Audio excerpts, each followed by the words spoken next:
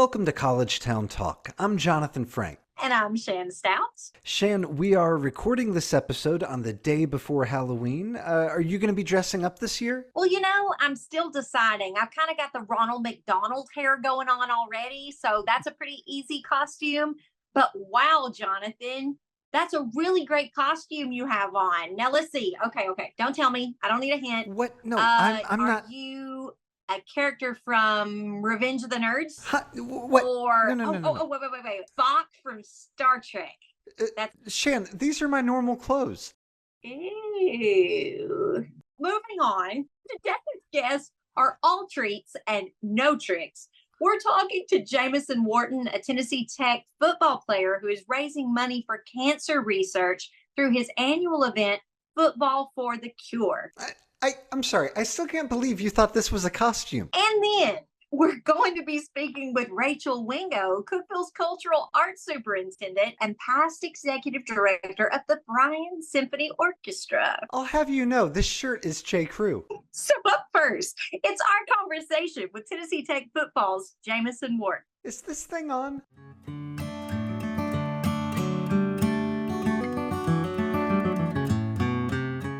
Welcome back to College Town Talk. Our first guest today is making an impact as defensive back for our Golden Eagle football team, but it's his work off the field that is capturing the attention of so many.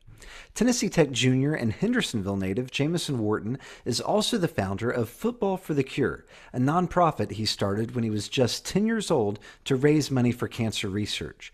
The organization held its 11th annual Football for the Cure flag football event earlier this month in Hendersonville, with all proceeds benefiting the American Cancer Society. And he's here to tell us about it now. Jamison, welcome to College Town Talk. Thank you so much for having me. I'm so excited. Well, we're excited, even though I understand you are a Hendersonville High School commando, so we're gonna forgive that, look past that, because I went to Beach, so we were rivals, but won't hold it against you. But on a more serious note, I would say almost everyone probably, unfortunately, has some personal connection to cancer through themselves or someone they love, and in your case. I know it was your aunt's cancer journey that inspired you to launch this project when you were just 10 years old. What can you tell us about her, and how did her experience and her passing lead you to starting a nonprofit that has now just held its 11th annual fundraiser? I mean, my Aunt Susie was the type of woman, she would walk in the room and light up the room. It'll be a dark room, walk in the room, she lights it up. She is the light of the room, and everybody loved her. I mean, she loved her family. She was a family woman. She was a retired school teacher. She did a lot in the community. Even in her younger days, like in college, she pledged as a Delta, the sorority. And from then on, she was just doing community work, and she was just such a special woman. And that's what really hurt me when I lost her at such a young age. My Aunt Susie was just someone I could go to, I could talk to, she would baby me. And also she would tell me the real, and I could just feel the love. And losing her at such a young age, it was really hard. And that's really what drove me to start Football for the Cure. Just that feeling. I didn't want anyone else to feel what I was feeling. And I was like, maybe that I can help make a difference. Well, Jamison, I know that many of our listeners can relate to that story. When you lose someone that you love dearly, that you feel, has affected this world in a positive way, and they're just gone. It's very, very hard. But I love how you've turned that grief into a positive impact. Now, your passion and concern for those affected by cancer in and of itself is inspiring, but the level of organization and commitment you've had to host these successful events for 11 years now is especially remarkable, starting at such a young age. So if you would, tell us about this year's past event. I understand it was flag football, and some of your fellow Golden Eagles even showed up to help. Oh, yes, ma'am. It was great to have the Golden Eagles show up to help. We had Burton Placid and Tim Jones. They both came. They're both corners on the roster, both two of my closest friends here at Tennessee Tech. So shout out to them for coming out and supporting. And the kids, they love to see them. They love to see the college football players, get them out there, and they just think they're the coolest thing in the world. So it meant the world to me to have some of my teammates out there just showing love and showing the community what Tennessee Tech brings to the table. And this year's Football for the Cure was really special to me because last year, being our 10th year, we had such a great turnout and so much support. And coming into this year, 11th year, still a milestone for me. And then just to see the amount of support that we have continued to get, especially after me moving away. I was in Nashville at Vanderbilt. Me moving to Cookeville, which is a little farther, not as close to the Hendersonville community, still getting that support was just huge to me. I mean, this year we had a little over 70 kids come out. We're still raising money, even to this day. We don't even have a final count yet. And it meant the absolute world to me just to see that, like, 11th year still going strong, and we're going even stronger for the 12th. Well, Jameson, like you mentioned, this is your first year at Tech and in Cookeville. You grew up in Hendersonville, you were at Vanderbilt, and now you're here in Tennessee's college town. Tell us how it's going, what degree you're pursuing, and then what's it been like working with Coach Bobby Wilder? Because we had him on the program. Obviously brings a lot of energy and enthusiasm to Tennessee Tech football. What's that experience been like for you? First off, I'm gonna talk about just Cookeville and Tennessee Tech. I feel like I moved here and I just got welcomed into the city immediately. As soon as I committed here, I had people from Cookeville texting me, hitting my phone, telling me, "Oh, you got to try out this spot. You got to try out this spot. You got to try out first restaurant I heard. You got to try out Spanky's. You got to try some of the food there." And I was like, "Okay, let's do it." And then I've been in Cookeville for a couple months now, and I absolutely love it. It's a great town. I'm surprised I never even knew how great of a town Cookeville was until I moved here. I'm like, everybody's got to experience this. And then you can't talk about Cookeville or Tennessee Tech without mentioning Coach Wilder. I mean, he is Tennessee Tech down. He's Cookeville down, and he always brings the energy, always smiling, which is most of the reason why I came here, just how genuine he is. He is a real genuine person, and that's why he's got so many recruits coming into Tennessee Tech. So many guys at the transfer portal wanted to come play for him. I mean, he's just a visionary. Like, he knows what he wants, and he's going to go do it. He sees what he wants for the football team and for the football program, and that's going to happen. Coach Wilder is going to get it done, and that's something that I admire about him. And then talking more about Tennessee Tech, I'm majoring in interdisciplinary studies with a focus on coaching because I've just had some great coaches in my life that really inspire me. Even my position coach, Coach Blackman, he knows that I want to coach in the future, and he just mentors me and he helps me, inspires me. He's a great man as well, just like Coach Wilder.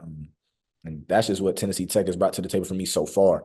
And I've only been here a couple months, so these next couple months, I know Tennessee Tech will really just show itself, and Cookeville will really show itself. And I'm thankful that I'm here.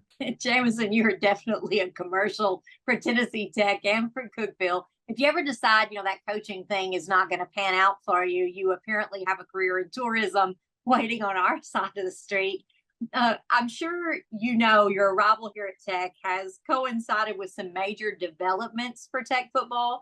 Now, in addition to the hire of Coach Wilder last year, and I love what you said, that he has a get-it-done attitude, because that's what we say about him behind his back. He's just that, let's get in there, let's get it done, let's set a goal, let's achieve that goal, and he just really seems like a determined individual.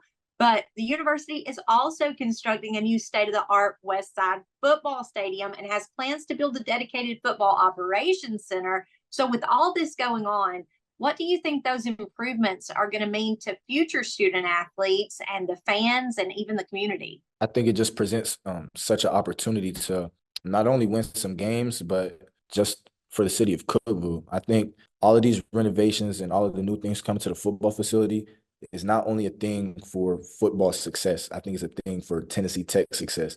And it really, honestly, it shows how invested everybody is to making this a top-tier football program. And it shows that we have the community behind us as well, because we need the community support to get all this done as well. So me hearing that and hearing how much of a visionary Coach Wilder was and hearing about the support that the football program is getting, that's what made me want to come here and, along with some of my teammates. And it's just a lot of good things going on behind the scenes. And I can't wait until everything's done. I'm just excited. But even going through the process right now, I look over and I see the construction and I'm like, we're definitely getting somewhere. And that's just something that I can look at and I can smile about. Jameson, we like to end every interview on this podcast with the same question. And I know, like you said, you've only been here a couple months, but that question we ask every guest is, what is one way that Tennessee Tech has impacted your life? Really just with the connections that I've made. Like I've met some friends that I'll be close with for the rest of my life. And I have to thank Cookeville for that. And honestly, these are people that I would never have met unless I would have came to Tennessee Tech. And I'm just so grateful to the great people here at Tennessee Tech and the great people here involved with the football program and everything. So that's really something that Cookeville has given to me in such a short amount of time. So I'm thankful that I'm here. All the glory goes to God because He's the one that made my path to get me to Cookeville. So uh, everything goes to Him. And that's really what Cookeville has brought to me. Well, we're very glad that your path brought you to Cookeville and to Tennessee Tech. Jameson, thank you so much for being our guest on College Town Talk. Yes, thank you for having me.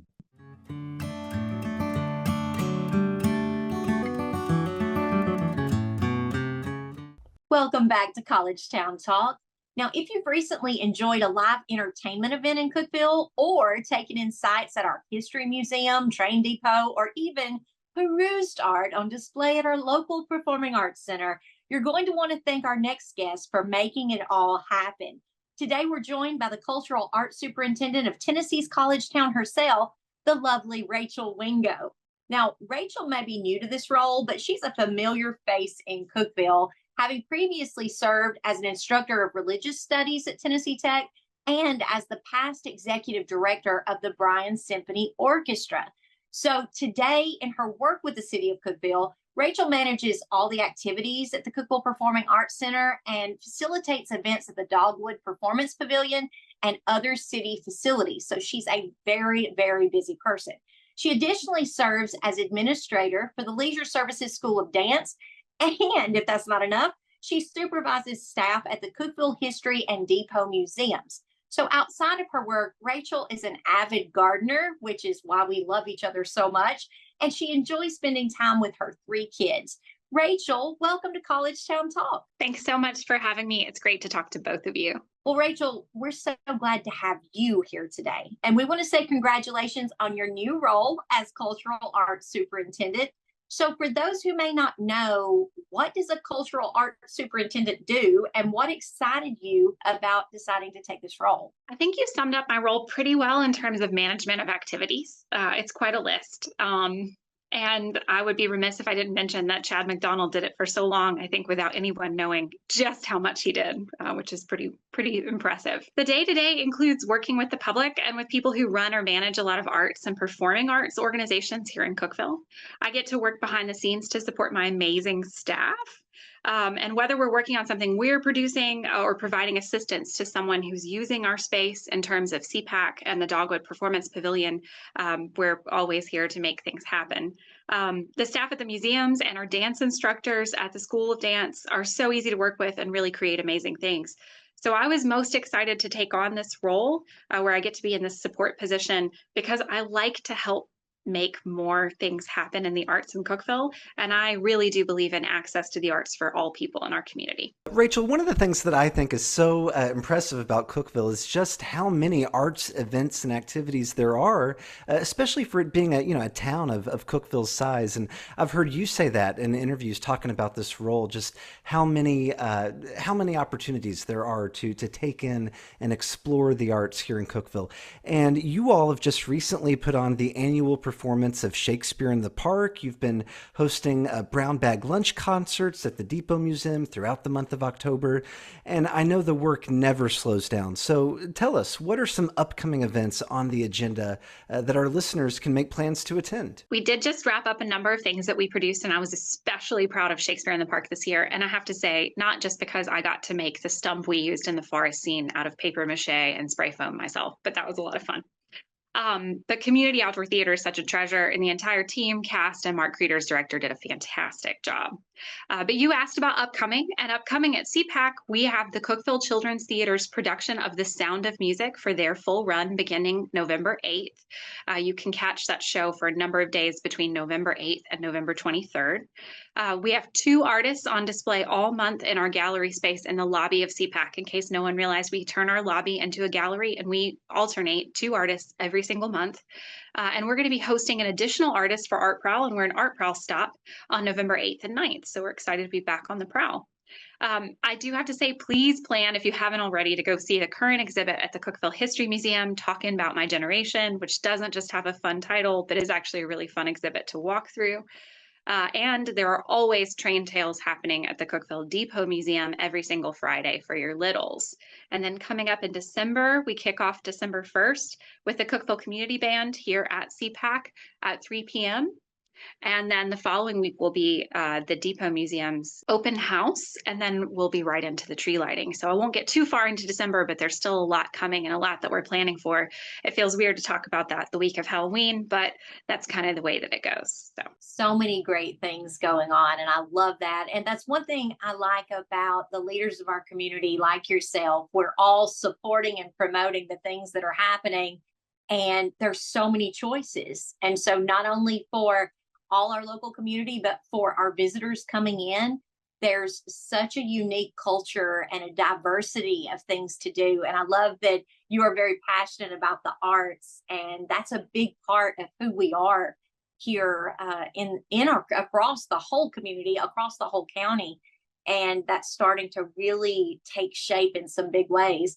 Now, Rachel, your work today is so impactful, but you've been building a legacy in this town for many, many years, dating back to your time as an instructor of religious studies at Tennessee Tech, which I'm eager to learn a little bit more about, since many people might be surprised to know that those courses are available at Tech. So what are some of your memories from your years in the classroom, and maybe what drew you to studying such a breezy, non-controversial topic like religion? Shan, you sure you want to ask about this? No.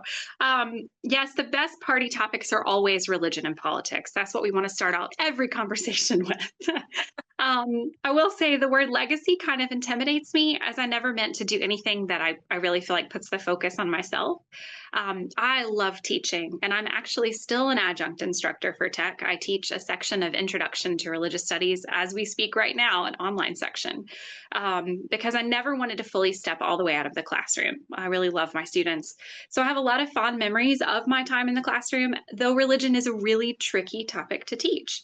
The best thing is always seeing my students have these little aha moments of where they make connections for themselves, whether it's about our topic or our topic and how it connects to something out in the real world. A couple of fun things that happened. I mean, I have a long list, so I'll try to keep it short. I had a student who gave a presentation about how football is a religion, and he used the example of the Alabama-Auburn rivalry.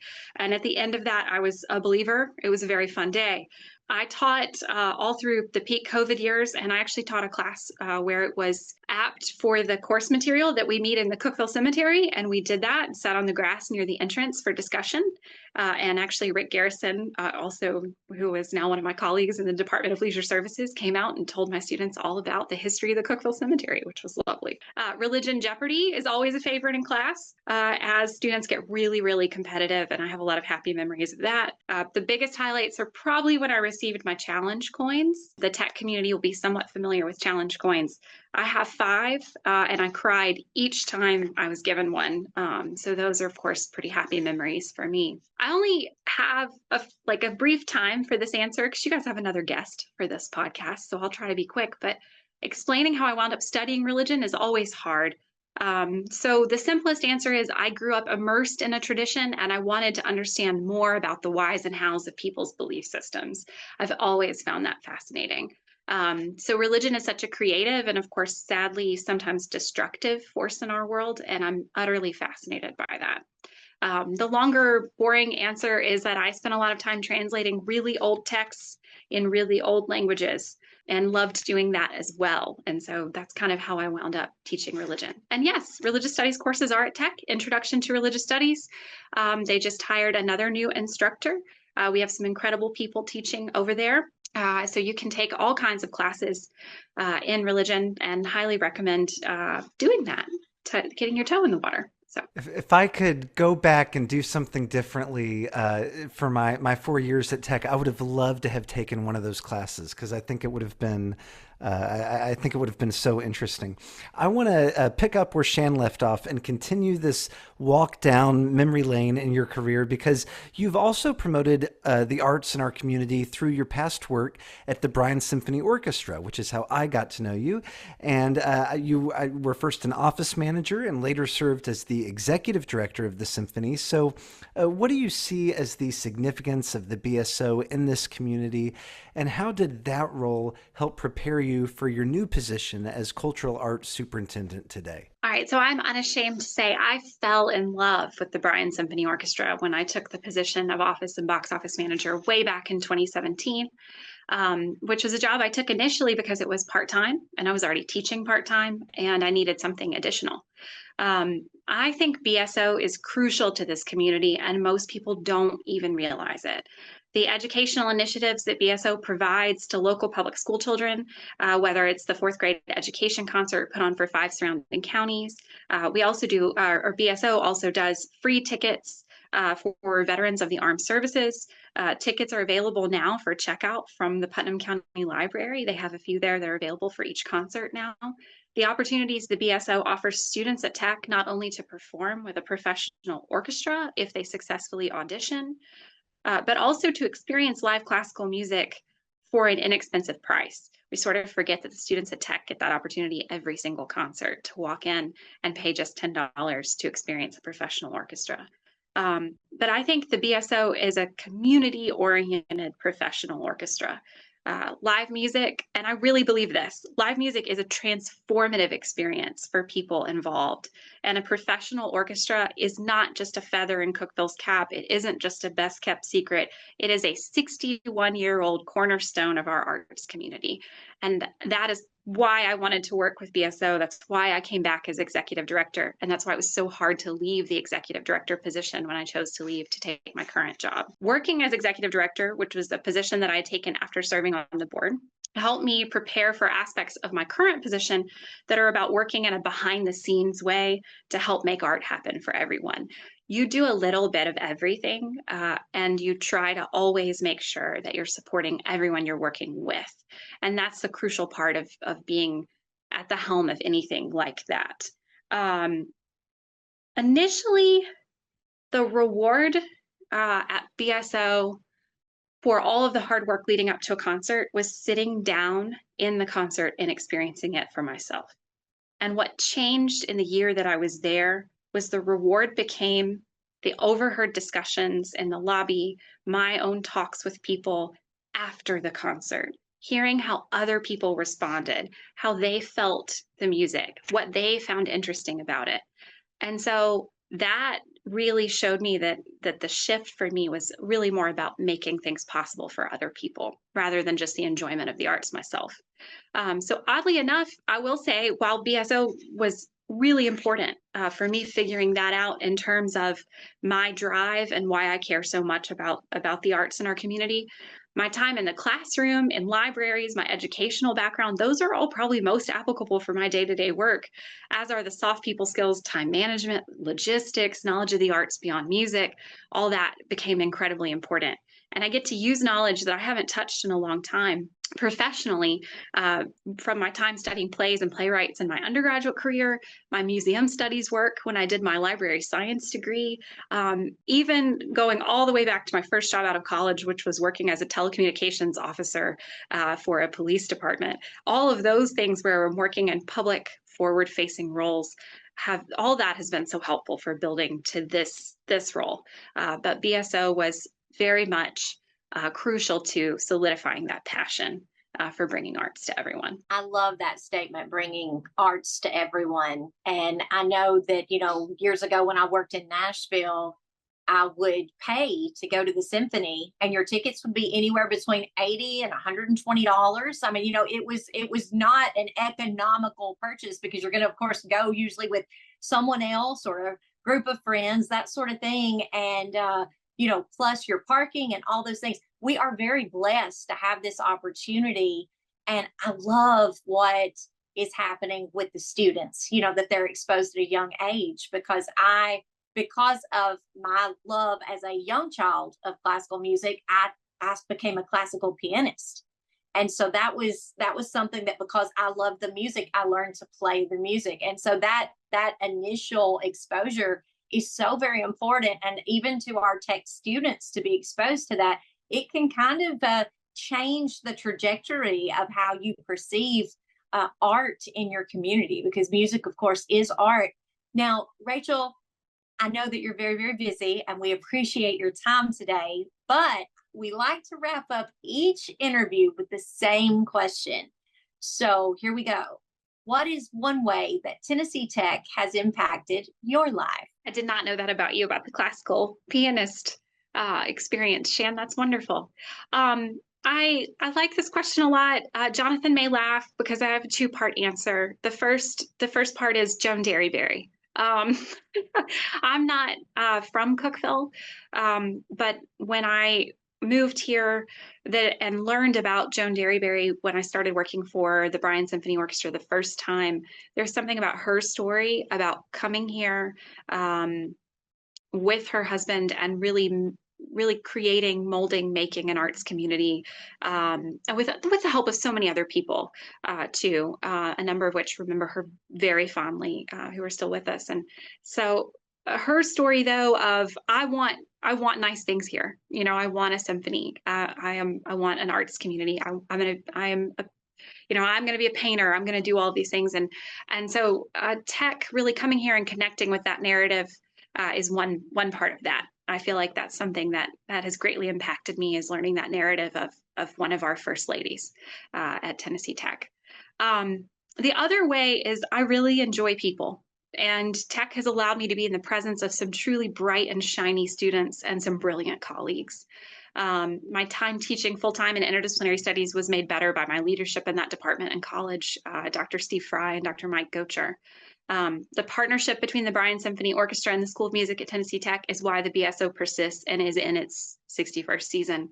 And why I was able to be part of such an important organization in the first place. And the faculty of the School of Music are really excellent people and performers. Universities are odd things because they're made up of so many different people who are pursuing their own personal and professional goals all at once: students, faculty, our clerical and support staff, everyone.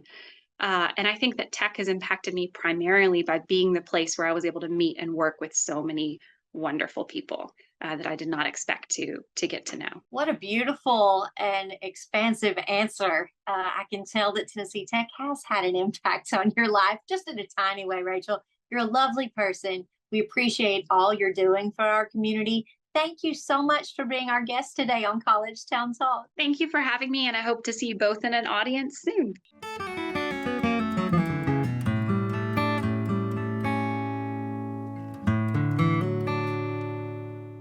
Wow, how great are they? Thank you to Jamison Wharton and Rachel Wingo for being our guests today on College Town Talk. And thanks to all of you for listening. Be sure to hit that subscribe button, leave us a review, and share this podcast with your friends. It all helps to spread the word about the great things happening right here in Cookeville. And we'll meet you back right here next week for more conversations with the people who make Cookeville Tennessee's college town.